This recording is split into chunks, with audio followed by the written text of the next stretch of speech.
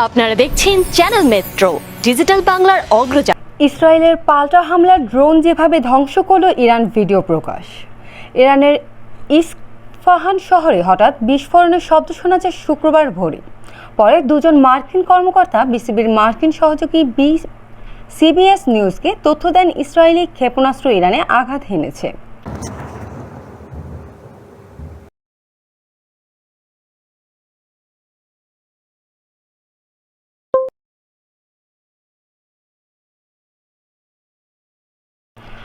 তবে ইরানের পক্ষ থেকে দাবি করা হয়েছে কয়েকটি মিনি ড্রোনকে প্রতিহত করতে সেখানে আকাশ প্রতিরক্ষা ব্যবস্থা সক্রিয় করা হয়। এর ফলেই দেশের কয়েকটি অঞ্চলে প্রচণ্ড শব্দ শোনা গেছে। রাজধানী তেহরান থেকে ইস্ফাহান প্রদেশের দূরত্ব অন্তত 350 কিলোমিটার। এটি বেশ গুরুত্বপূর্ণ প্রদেশ, কারণ ইরানের পারমাণবিক স্থাপনাগুলো সেখানে অবস্থিত। দেশটির অন্যতম বড় সামরিক বিমান ঘাঁটিটিও রয়েছে এখানে। আর প্রদেশের নাতানজ শহরটিকে ইরানের ইউরেনিয়াম সমৃদ্ধকরণ কর্মসূচির কেন্দ্রবিন্দু বলা চলে।